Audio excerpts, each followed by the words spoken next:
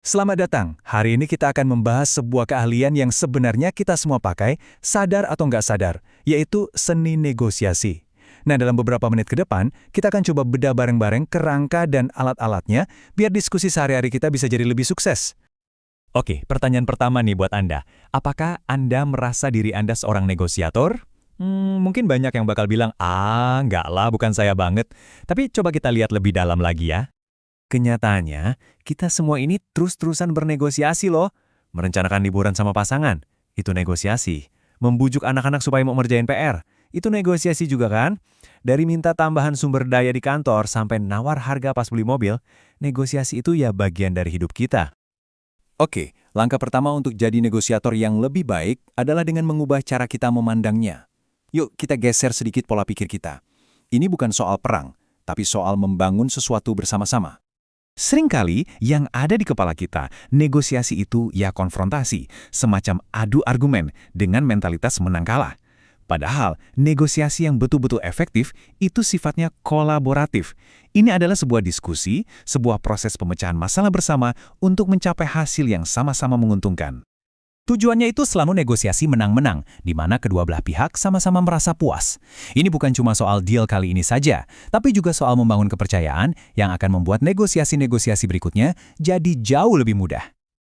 Lalu, gimana caranya kita bisa mencapai hasil menang-menang itu? Jawabannya sebenarnya sederhana, tapi luar biasa kuat, persiapan. Bisa dibilang, persiapan itu adalah nyawanya negosiasi. Inilah alat yang mengubah rasa takut jadi percaya diri. Kutipan ini ngena banget kan? Kepercayaan diri dalam negosiasi itu bukan datang dari sikap yang agresif, tapi dari pengetahuan. Ketika Anda tahu betul apa yang Anda bicarakan, Anda yang pegang kendali. Anda jadi nggak gampang goyah.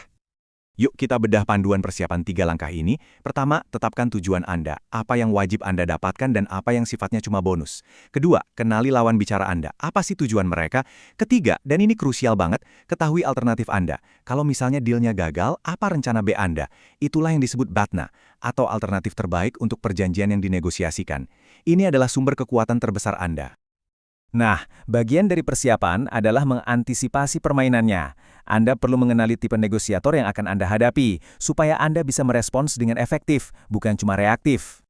Pertama, ada si pengintimidasi. Taktik mereka itu ya membuat Anda nggak nyaman secara emosional. Mereka mungkin akan menaikkan suara, menyela, atau bahkan mengancam akan pergi. Semua itu dirancang untuk menekan Anda supaya cepat menyerah.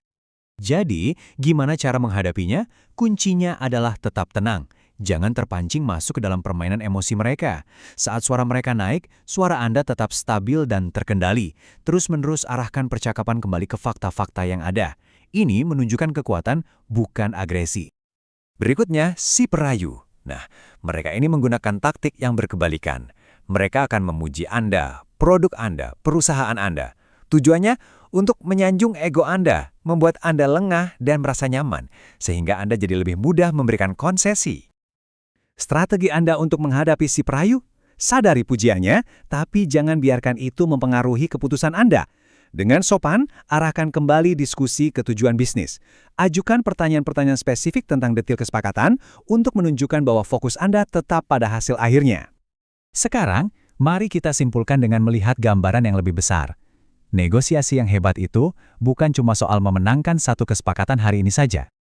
Pada akhirnya, ingatlah ini, setiap negosiasi yang Anda lakukan itu ikut membangun reputasi Anda. Kesepakatan yang adil dan proses yang saling menghormati akan membangun hubungan yang kuat. Dan di dunia yang saling terhubung ini, hubungan itu sangat berharga. Anda nggak pernah tahu kapan Anda akan bernegosiasi dengan orang yang sama lagi kan? Jadi, sebagai penutup, saya tinggalkan Anda dengan pertanyaan ini. Negosiasi apa yang menanti Anda selanjutnya? Entah itu sebuah rapat besar atau sekedar percakapan sederhana di rumah, Anda sekarang sudah punya kerangka kerja untuk menghadapinya dengan persiapan, kepercayaan diri, dan tentu saja tujuan untuk mencapai hasil yang saling menguntungkan.